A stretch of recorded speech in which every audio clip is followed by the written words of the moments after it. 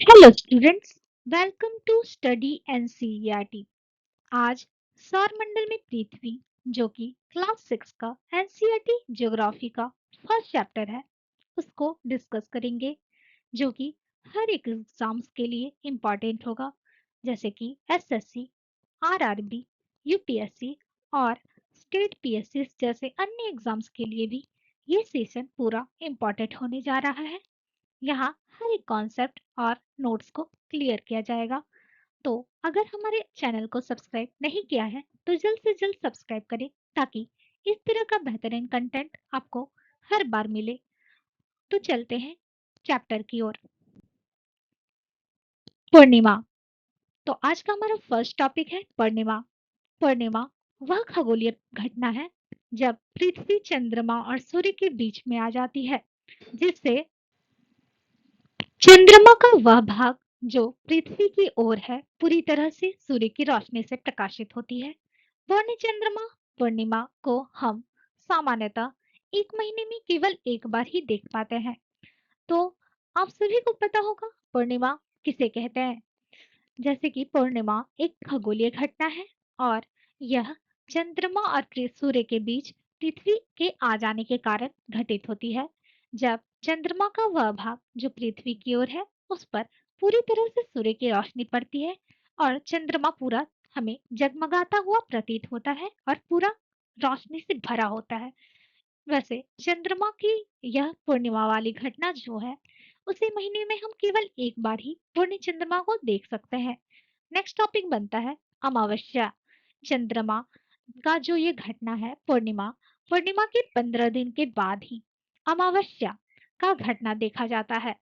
पूर्णिमा के 15 दिन के बाद आप इसे नहीं देख पाएंगे।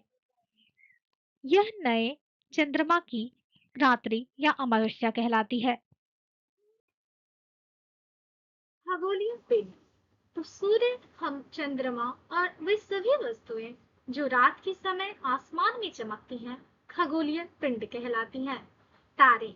कुछ खगोलीय पिंड बहुत बड़े और गर्म होते हैं। ये गैसों से बने होते हैं। इसके पास अपनी ऊष्मा तथा प्रकाश होती है, जिसे वे बहुत बड़ी मात्रा में उत्सर्जित करते हैं। इन खगोलीय पिंडों को तारा कहते हैं। सूर्य भी एक तारा है। ये ध्यान दीजिएगा कि सूर्य हमारा एक खगोलीय पिंड है जो कि तारा है। अधिकतर बच्चे इस बात से गलती कर देते हैं कि सूर्य एक ग्रह है या सूर्य एक नक्षत्र है, मगर वास्तव में सूर्य एक तारा है। नेक्स्ट नेक्स्ट टॉपिक हमारा ग्रह। तो ग्रह किसे कहते हैं? कुछ खगोलीय पिंडों में अपना प्रकाश और ऊष्मा नहीं होता, वे तारों के प्रकाश से प्रकाशित होते हैं। ऐसे पिंड ग्रह कहलाते हैं। हमारा पृथ्वी भी एक ग्रह है। जिन खगोलीय पिंडों में अपना प्रकाश और ऊष्मा नहीं होता है बच्चों, उनको ग्रह कहा जाता है। और पृथ्वी जो हमारी है, उसके पास भी अपना प्रकाश और ऊष्मा नहीं है, वह सूर्य के प्रकाश से प्रकाशित होती है। अतः सूर्य एक तारा है और अन्य ग्रह जो तारों के प्रकाश से प्रकाशित होते हैं, ग्रह कहलाते हैं। नेक्स्ट टॉपिक उपग्रह। उपग्रह सैटेलाइट्स। ये वे पिंड हैं जो ग्रहों के चारों ओर चक्कर लगाते हैं, जैसे चंद्रमा पृथ्वी का चक्कर लगाती है। उपग्रह एक खगोलीय पिंड है जो ग्रहों के चारों ओर उसी प्रकार चक्कर लगाता है जैसे ग्रह सूर्य के चारों ओर चक्कर लगाते हैं। इसका अर्थ आप समझ ही गए होंगे कि हमारे चंद्रमा के मतलब हमारा चंद्रमा एक उपग्रह है और पृथ्वी जो कि ग्रह है, ग्रह के चारों ओर चक्कर लगाने वाले को उपग्रह कहा जाता है। तो हमारा नेक्स्ट टॉपिक बनता है नक्षत्र मंडल। तो नक्षत्र मंडल किसे कहते हैं? तारों के विविध समूहों द्वारा बनाई गई विविध आकृतियों को नक्षत्र मंडल कहते हैं, जैसे कि अर्सा मेजर या बिग बियर। सप्तऋषि। सप्तऋषि भी एक नक्षत्र मंडल का ही नमूना है, जो कि 7 तारों का समूह है, जो कि एक बहुत बड़े नक्षत्र मंडल अर्सा मेजर का भाग है। आपसे यह क्वेश्चन पूछा जा सकता है कि सप्तऋषि कितने तारों का समूह है, तो आप आंसर करेंगे 7 तारों का। और एक भी क्वेश्चन पूछा जा सकता है कि सप्तऋषि किस नक्षत्र मंडल का भाग है, तो यू विल आंसर अर्सा मेजर का भाग है। तो नेक्स्ट टॉपिक ध्रुव तारा।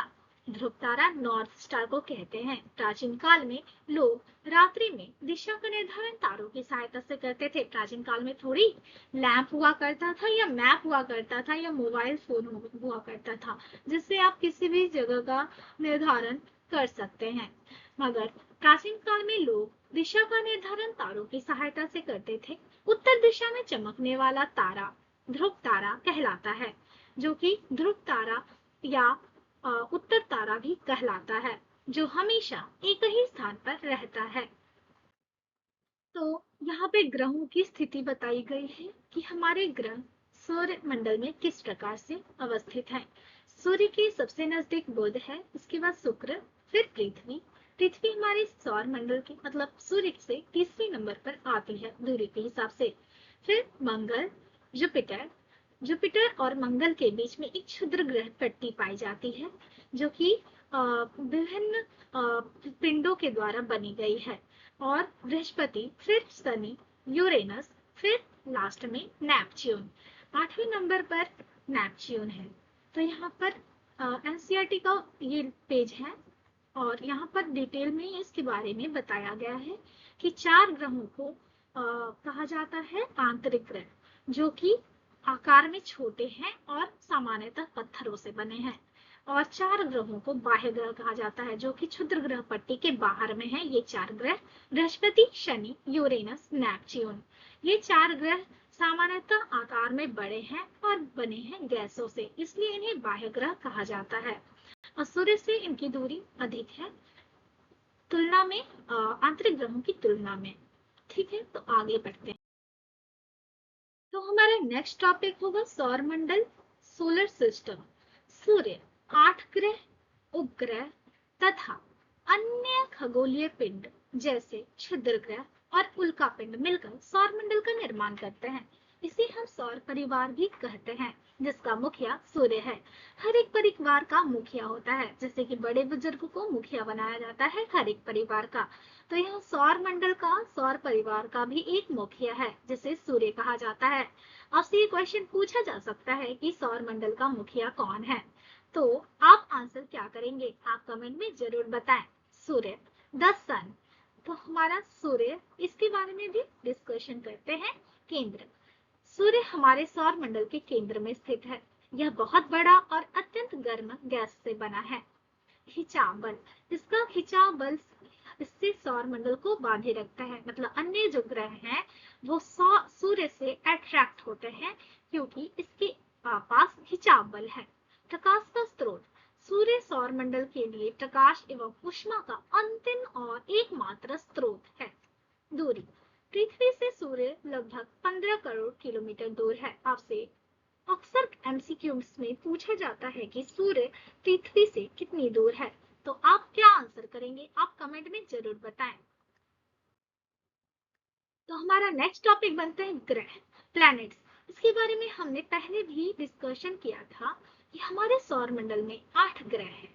सूर्य से इनकी दूरी के अनुसार वे हैं बुध, शुक्र, पृथ्वी, मंगल, बृहस्पति, शनि, यूरेनस, नेपच्यून। कक्षा, जो कक्षा है वो ग्रह के लिए है। ग्रह अपनी कक्षा पर ही सूर्य का चक्कर लगाती हैं। सौरमंडल के सभी 8 ग्रह एक निश्चित पथ पर सूर्य का चक्कर लगाते हैं। ये रास्ते फैले हुए होते हैं और इन्हें कक्षा कहा जाता है। शुक्र, जो शुक्र है इसके बारे में यहाँ पर विशेष बात बताई गई है कि सूर्य पृथ्वी का जुड़वा ग्रह माना जाता है क्योंकि इसका आकार और आकृति लगभग पृथ्वी के समान है। ये ग्रहों के बारे में आपको डिटेल में बताया गया है और आपको ये सभी अच्छे तरह से अपने नोटबुक में नोट करना होगा। पृथ्वी, तो हमारे पृथ्वी के बारे में, स्थान के बारे में, दूरी के हिसाब से यह तीसरा ग्रह जैसे कि पहले भी डिस्कशन किया गया है। आकार के हिसाब से हमारे सौर मंडल में 8 ग्रहों में 5वें नंबर पर पृथ्वी आती है। मतलब सौर मंडल का 5वां सबसे बड़ा ग्रह पृथ्वी है। आकार, यह ध्रुवों के पास थोड़ी चपटी है, जो हमारी पृथ्वी है वो ध्रुवों के पास थोड़ी चपटी है और विषुवत रेखा के पास थोड़ी उभरी हुई है। इसी आकार को भू-आंक जियोइड कहते हैं। नीला ग्रह, हमारी पृथ्वी अक्सर नीले ग्रह के नाम से जानी जाती है। अंतरिक्ष से देखने पर पृथ्वी नीले रंग की दिखाई देती है क्योंकि इसके 2/3 सतह पर पानी है। इसीलिए हमारी पृथ्वी अंतरिक्ष से नीली दिखती है, इसलिए इसे नीला ग्रह भी कहा जाता है। ये एमसीक्यू बेस्ड क्वेश्चन भी हो सकता है और आपसे बोर्ड एग्जाम्स में भी पूछा जा सकता है कि किस ग्रह को नीला ग्रह कहते हैं तथा क्यों। तो आप आंसर अच्छे से कर लीजिएगा, यहाँ हर एक कंसेप्ट क्लैरिटी के साथ डिस्कस किया गया है। जीवन हमारे सौर मंडल का एकमात्र ग्रह है पृथ्वी, जहाँ पर जीवन संभव है क्योंकि यहाँ पर परिस्थितियां जीवन के लिए अनुकूल है। नेक्स्ट टॉपिक, चंद्रमा, जो कि उपग्रह है हमारे पृथ्वी का। पृथ्वी के पास एक मात्र उपग्रह हमारी चंद्रमा है। इसका आकार पृथ्वी के व्यास इसका व्यास पृथ्वी के व्यास का केवल 1/4 है। मतलब पृथ्वी के आकार का 1/4 भाग हमारे चंद्रमा है। हमारे इतने बड़े इसलिए दिखाई देते हैं क्योंकि चंद्रमा हमारे ग्रह के सबसे नजदीक है। ठीक है। दूरी, तो हमारी पृथ्वी से चंद्रमा की दूरी केवल लगभग 3,84,400 किलोमीटर दूर है।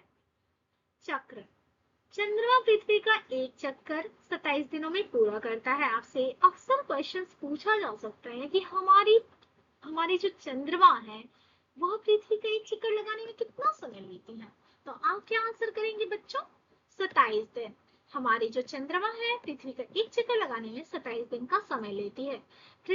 और यहाँ पर एक इम्पॉर्टेंट नोट बताया गया है आपको कि प्रकाश की गति लगभग 3 लाख किलोमीटर प्रति सेकंड है। इस गति के बावजूद सूर्य के प्रकाश को पृथ्वी तक पहुंचने में लगभग 8 मिनट 20 सेकंड का समय लगता है। यहाँ पर अप्रॉक्स में बताया गया है कि 8 मिनट लगता है। ठीक है। आप कॉम्पिटेटिव एग्जाम्स में भी अगर एमसीक्यूज में पूछा जा सकता है तो 8 मिनट 20 सेकंड होगा ऑप्शन में, तो 8 मिनट 20 सेकंड देंगे, नहीं तो लगभग 8 मिनट भी आंसर कर सकते हैं। तो क्षुद्र ग्रह, हमारा नेक्स्ट टॉपिक बनता है क्षुद्र ग्रह। तारों, ग्रहों और उपग्रहों के अतिरिक्त असंख्य छोटे छोटे पिंड सूर्य के चारों ओर चक्कर लगाते हैं। इन पिंडों को क्षुद्र ग्रह कहा जाता है। ये मंगल और बृहस्पति की कक्षाओं के बीच पाए जाते हैं। वही क्षुद्र ग्रह जिसके द्वारा जो बाह्य ग्रह है वो आंतरिक ग्रहों से अलग होती हैं। वैज्ञानिक मत, वैज्ञानिकों के अनुसार क्षुद्र ग्रह के ही भाग होते हैं, मतलब ग्रहों के भाग होते हैं। वैज्ञानिकों का मानना है कि जो क्षुद्र ग्रह हैं वह किसी दिन ग्रह के भाग ही थे, जो कि बहुत वर्षों पहले विस्फोट के बाद ग्रहों से टूटकर अलग हो गए। तो हमारा नेक्स्ट टॉपिक है उल्कापिंड, मेटेरॉइड्स। ठीक है। सूर्य से चारों ओर चक्कर लगाने वाले पत्थरों के छोटे छोटे टुकड़ों को उल्कापिंड कहते हैं। देखिए, क्षुद्र ग्रह थोड़े बड़े आकार में होते हैं और उल्कापिंड जो होते हैं वो छोटे छोटे टुकड़ों के उल्कापिंड कहा जाता है। पृथ्वी पर आगमन, कभी कभी उल्कापिंड पृथ्वी के इतने नजदीक आ जाते हैं कि इनकी प्रवृत्ति जो होती है पृथ्वी पर गिरने की हो जाती है। घर्षण प्रकाश, वायुमंडल के साथ रगड़ के कारण ये गर्म होकर जल जाते हैं, फलस्वरूप चमकदार प्रकाश उत्पन्न करते हैं। कभी कभी कोई उल्का पूरी तरह से ना जले पृथ्वी पर गिरती है, जिससे धरातल पर गड्ढे हो जाते हैं। ये आपने देखा भी होगा, न्यूज़ में आते हैं कभी कि यहाँ पे उल्कापिंड गिर गई है। तो आप यहाँ पे अच्छी तरीके से पढ़ लीजिए कि इसके रीजंस क्या है। इसी के साथ हमारा आज का लास्ट टॉपिक है कि हम पूरी ब्रह्मांड में कहाँ हैं। तो हमारा तो मतलब देश भारत है, जो कि एशिया महादेश का एक भाग है। और एशिया महादेश पूरी पृथ्वी का सबसे बड़ा महादेश है। तो पूरी पृथ्वी सौर मंडल का एक ग्रह है, जो कि सौर मंडल का एक भाग है। और सौर मंडल भी आकाश गंगा का भाग है और आकाश गंगा पूरे ब्रह्मांड का भाग है।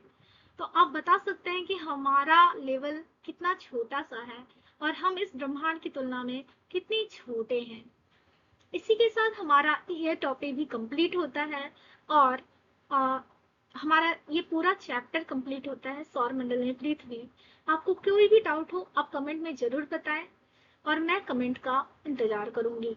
और आप अगर चैनल को सब्सक्राइब नहीं किए हैं तो जल्द से जल्द सब्सक्राइब करें ताकि इस तरह का बेहतरीन कंटेंट आपको मिलता रहे। धन्यवाद।